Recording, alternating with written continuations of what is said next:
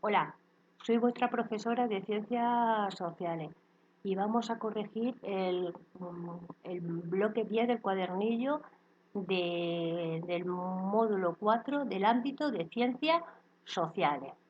Empezamos por la primera pregunta.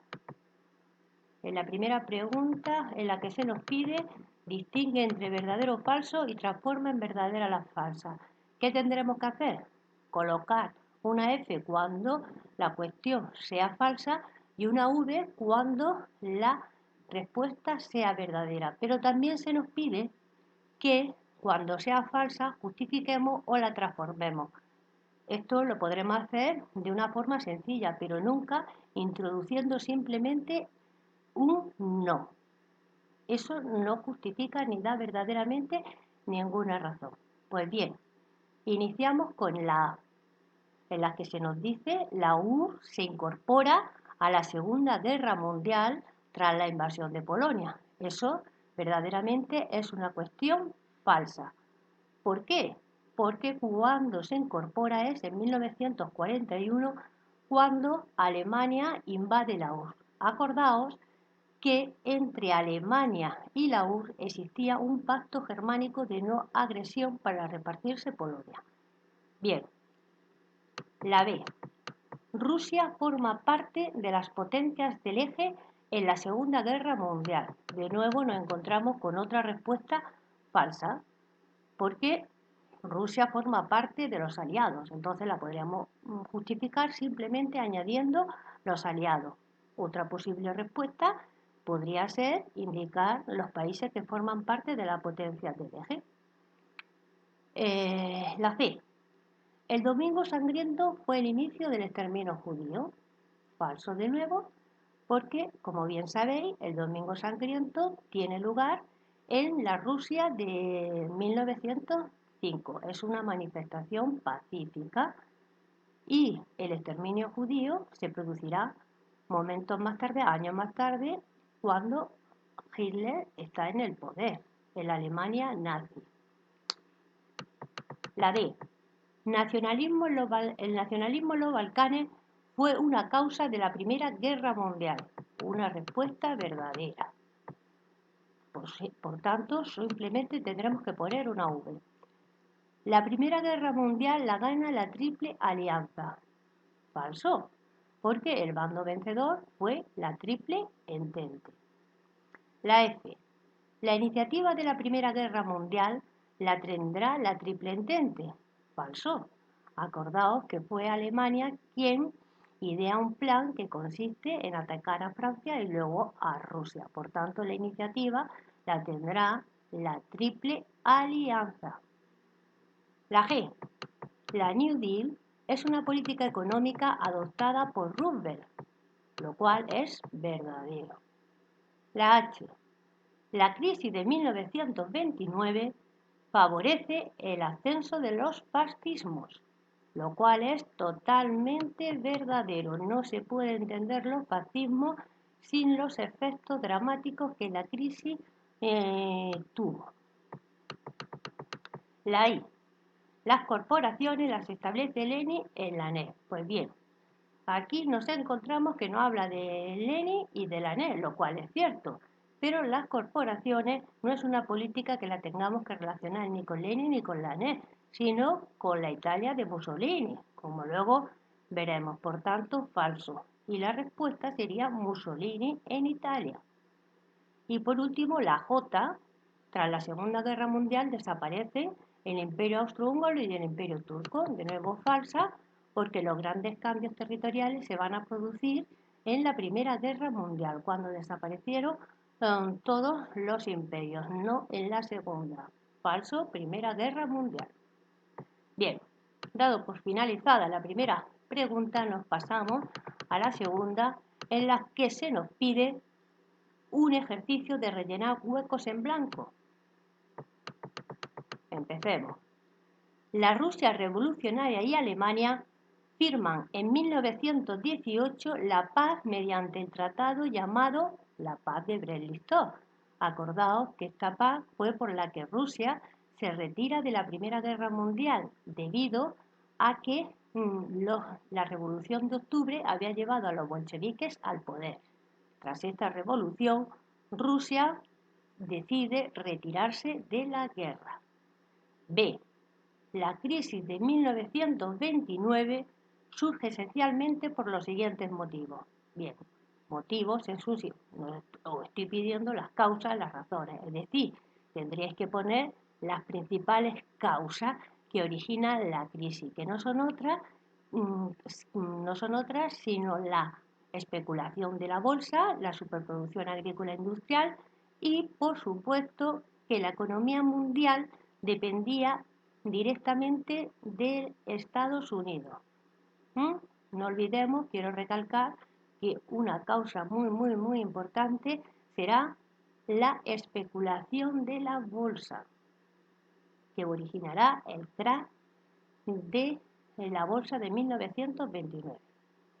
Y la C, en la que tendremos que completar la siguiente frase. Y como solución, en Estados Unidos, el presidente Roosevelt soluciona la crisis, claro está, establece una política que se va a llamar New Deal. Y que esta nueva política pone especial interés en el papel que debe de jugar el Estado. El Estado debe de intervenir. El Estado es el motor de la economía, no el mercado. Es decir, Roosevelt se va a apoyar en una serie de medidas que se centran en el papel del Estado. En la D, tendremos que responder, se me ha movido, busquemos. En la D se nos pide que completemos que en el año 1936 Alemania, Italia y Japón firman un tratado. Ese tratado se llama el Pacto Anticomintern, que significa Pacto Anticomunista, que dará lugar a la formación de uno de los bandos que se organice, uno de los bandos que se enfrente en la Segunda Guerra Mundial, que será las potencias del eje. Pues bien, esa sería la respuesta. Y la E, en la que tendremos que responder lo siguiente. A ver, antes que invadir Polonia, Alemania ese año firma con la U un pacto. Ese pacto es el Pacto Germano-Soviético de no agresión para repartirse Polonia. Acordaos que he hecho referencia a él antes, con anterioridad. Concluida esta cuestión, pasamos al ejercicio número 3. Aquí tendremos que relacionar dos columnas, una en el que aparecen una serie de hechos con dos momentos de la Revolución de 1917 que se desarrolla en dos etapas. Una, la primera, que será la Revolución de Febrero, y la segunda, la Revolución de Octubre. Pues bien, triunfo bolchevique con la Revolución de Octubre, porque es cuando los bolcheviques toman el poder. Lenin, con la Revolución de Octubre. ¿Ve? Pues porque dirige el partido bolchevique. Gobierno provisional, con la Revolución de Febrero. La primera etapa de la revolución. Este gobierno provisional surge cuando el zar abdica.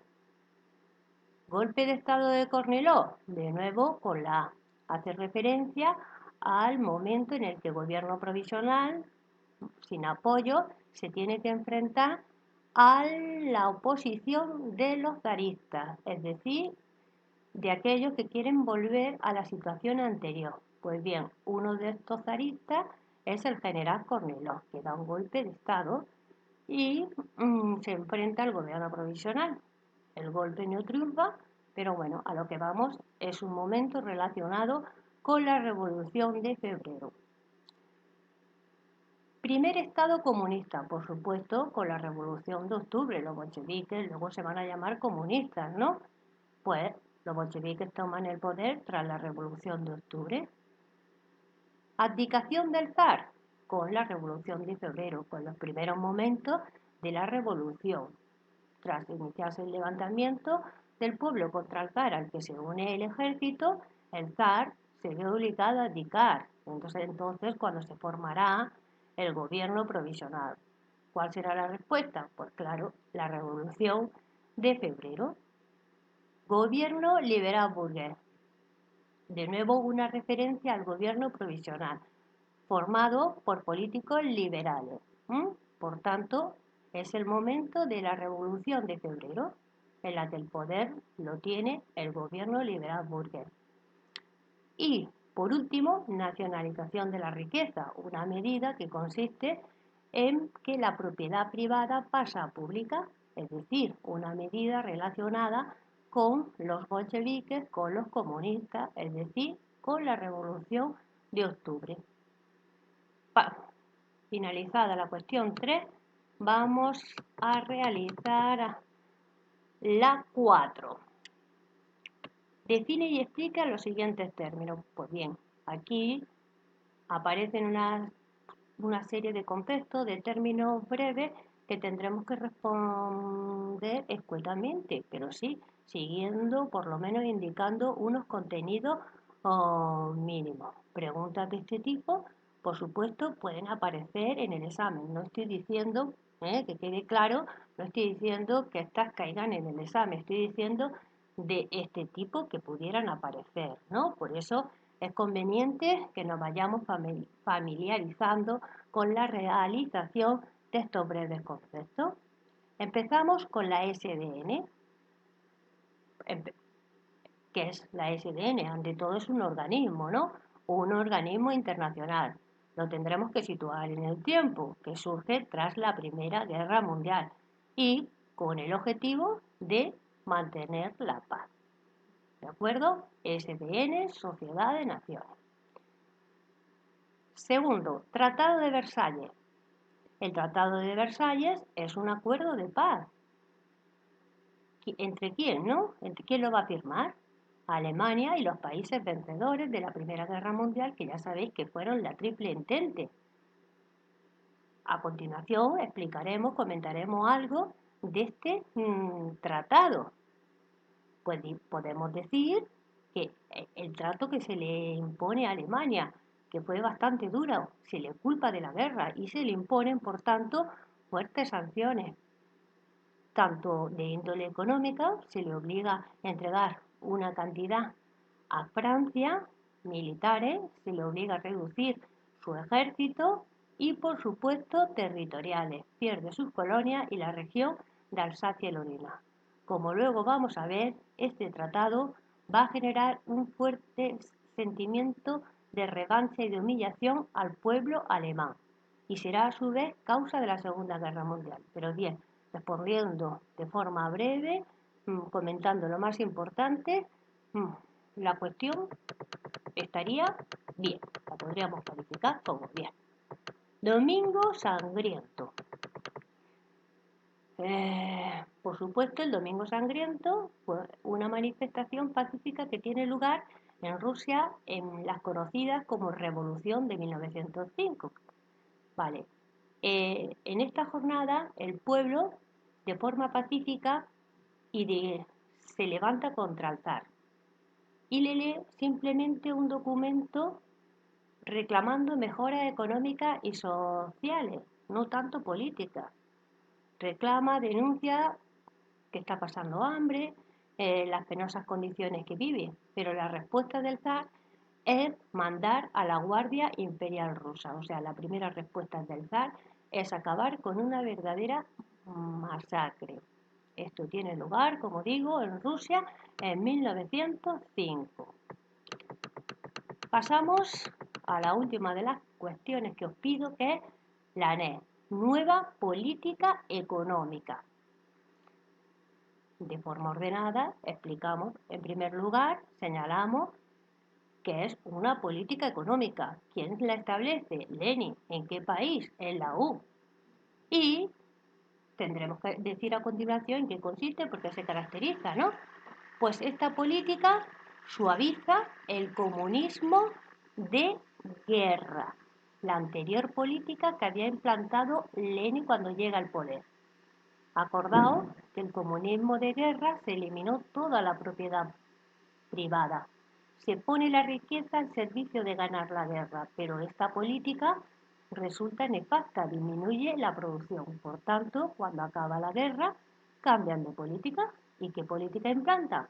La NEP, que suaviza ese comunismo de guerra, permitiendo ya la pequeña propiedad privada y liberalizando las relaciones con el exterior. ¿Qué quiere decir esto? Pues que intentan de abrir el país al resto de los países, buscando mejorar los intercambios comerciales y las inversiones de otros países en el propio país. Muy bien, terminada con esta pregunta, el ejercicio 4 pasaremos a realizar el 4, que es una tabla en la que tenemos que comparar ambas guerras, la Primera Guerra Mundial y la Segunda Guerra Mundial. Cronología, es decir, lo que dura. La Primera Guerra Mundial se inicia, como veis, en 1914 y concluye en 1918. Las causas o razones que explican esta guerra, siguiendo el material que disponéis, la vamos a resumir, pero aunque estén resumidas, las tenemos que explicar, es decir, no basta con poner territoriales, militares, económicas simplemente y no explicarlas, no, tendremos que comentar algo de cada una de ellas. Por ejemplo, en territoriales, pues haremos alusión a aquellos territorios por los que los países europeos se están enfrentando. Rivalidad por Alsacia-Lorena, una de las regiones en las que se enfrentan Francia y Alemania. Este territorio había pertenecido a Francia, pero ahora estaba en manos de Alemania. Igual ocurría con Polonia, que se le habían repartido tres imperios, Polonia no existía y estaba repartida entre el imperio austrohúngaro, el imperio alemán y el imperio ruso. Y por supuesto una de las regiones más conflictivas que son los Balcanes. Los Balcanes, por si no lo sabéis, es la zona donde en la actualidad estaría Grecia, Serbia, bueno, pues ahí es donde se origina la guerra. Y por supuesto, esta zona era un polvorín, una mezcla explosiva, porque ahí confluían rivalidades territoriales, disputas, enfrentamientos, por ejemplo, entre los intereses del imperio austrohúngaro, el imperio ruso y, por supuesto, el nacionalismo de aquellos pueblos que querían su independencia. Resumido, como aparece en la pantalla. Militares. En este momento todos los países van a reforzar su ejército, van a aumentar su armamento y van a unirse a sistemas de alianza, es decir, a organizaciones territoriales en las que se comprometen a prestarse ayuda en caso de guerra. ¿Por qué? Porque prevén que una guerra está cerca y se preparan a ella. ¿Cómo? Con una fuerte carrera armamentística. Siguiente causa, las económicas. Hay una fuerte rivalidad, una fuerte competitividad entre dos países. Reino Unido, que había iniciado la revolución industrial y quería mantener ese liderazgo, y Alemania, que tras su unificación quería arrebatarle el puesto. Y por último, las ideológicas. Resumimos brevemente y señalamos como principal ideología que afecta al inicio de la Primera Guerra Mundial el fuerte nacionalismo, el deseo de independencia, la conflictividad que se vive en la región de los Balcanes. Los bandos. Los bandos tienen su origen en aquellos sistemas de alianza que os había comentado antes, que se constituyeron con anterioridad a la Primera Guerra Mundial. ¿Cuáles bandos son? Triple Alianza y Triple Entente. Dentro de cada uno de ellos vamos a señalar algunos de ellos. Dentro de la Triple Alianza, Alemania, el Imperio Alemán, el Imperio Austrohúngaro y Turquía. Fijaos que Alianza empieza por A y Alemania y Austria-Hungría también empieza por A. El siguiente bando lo constituye la Triple Entente integrado por Reino Unido, Francia, Rusia y los Estados Unidos, que se incorporaron casi el último año de la contienda, pero que fueron decisivos. Lo indicamos también. ¿Cuál es el bando vencedor? La Triple Entente. Visto la Primera Guerra Mundial, pasamos a la Segunda. Se desarrolla entre 1939 y 1945. Las principales causas, por supuesto, de índole económico, como la crisis de 1929. ¿Mm? Porque va a favorecer el ascenso de los fascismos, claro está. Otro, la siguiente, el Tratado de Versalles. El Tratado de Versalles, que ya hemos hablado de él, ¿no? Porque genera un fuerte sentimiento de revancha en el pueblo alemán. Y en tercer lugar, la política exterior agresiva, expansionista de los estados fascistas. Bueno, eso así resumido es lo más importante. Si queremos desarrollar el último apartado con algunos de estos hechos, lo podemos hacer, ¿no? Pero la idea general que yo quiero recalcar es política exterior expansionista de los estados fascistas, que se manifiesta, como he dicho, en una serie de hechos, como la firma del Pacto Anticometer, Alemania, Italia y Japón, Italia ocupa Etiopía, Japón invade China, el Pacto Germano-Soviético de no agresión entre Alemania y la URSS, Hitler se anexiona en los años previos a la guerra, se anexiona a Austria, después los Sudetes, que es una región de Checoslovaquia, y luego, por último, toda Checoslovaquia. Los bandos de la Segunda Guerra Mundial serían los siguientes. Por un lado, las potencias del eje, Italia, Alemania y Japón. Y los aliados, Reino Unido, Francia y Rusia. Por último, el bando vencedor, aliados. Fijaos que Alemania ambas guerras es derrotada. En ambas guerras es derrotada. Pasaríamos a la cuestión número 6 y final, referente a los fascismos. En primer lugar, se os piden las causas, las razones que explican el ascenso de los fascismos, los fascismos en general o del fascismo y el nazismo en particular. Pero resumiendo, estas serían, por supuesto, de nuevo, la crisis económica del 29 y, por otro lado, el miedo a que se extienda el comunismo de la U. Las clases medias ven con preocupación, ven con miedo que los cambios que se están produciendo en la URSS puedan afectar a los países del mundo occidental y ven en el fascismo la única forma de detener al comunismo. De nuevo, vamos a realizar una tabla para comparar ambas ideologías, nazismo y fascismo, cuyos líderes respectivamente serán Hitler del nazismo y Mussolini del fascismo. Veamos cómo acceden al poder ambos líderes. Hitler accede al poder democráticamente, se aprovecha del sistema democrático que había en Francia, en Alemania, y gana las elecciones de 1933, o sea que accede al poder de forma democrática. En cambio, Mussolini accede al poder por la fuerza, imponiéndose por la fuerza tras un acto que se conoce como la Marcha sobre Roma. Una vez que están en el poder, independientemente de la forma en la que la hayan logrado, van a adoptar una serie de medidas, que esto de aquí es muy importante, es común, resume todo esto que aquí viene concretado, y la idea es que ambos, una vez que están en el poder, transforman un Estado democrático en otro totalmente totalitario. Pues un Estado democrático, como sabéis, implica que haya constitución, que haya libertad de expresión, que haya distintos partidos políticos, que haya división de poderes, es decir, que haya unas cortes.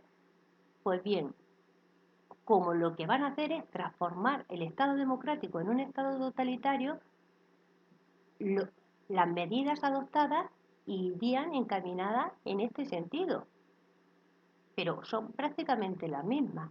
Empezamos con Hitler. Aquí he indicado que elimina la oposición, es decir, al resto de partidos políticos. Funda la Gestapo, que es una policía política para perseguir mm, delitos delitos políticos, que son aquellos en los que simplemente se persigue personas que puedan pensar, que puedan opinar de forma distinta al poder establecido.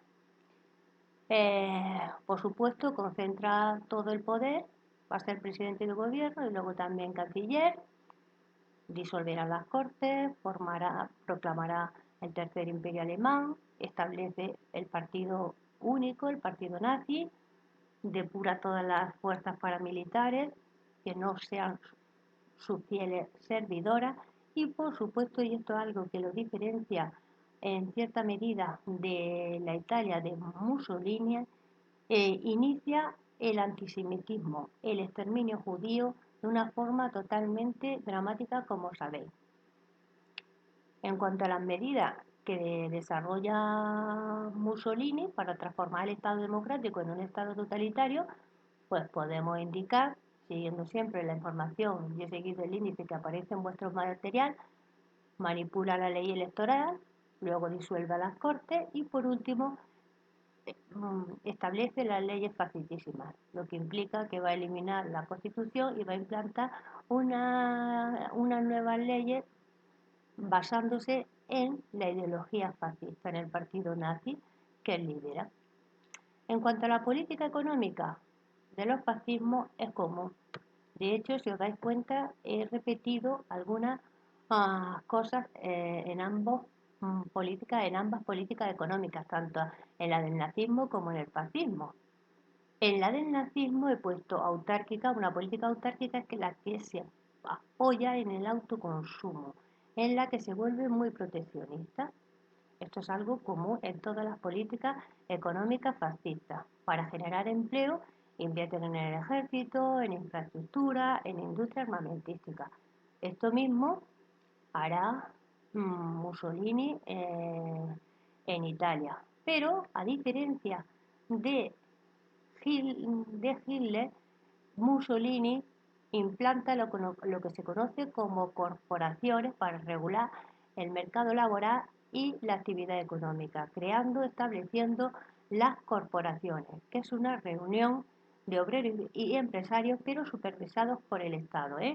Imaginaos, sería como una especie de sindicato obligatorio en las que no solo forman parte los obreros, sino que también los empresarios, pero en las que están controlados, supervisados por el Estado. De esta manera, difícilmente puede haber conflictividad social.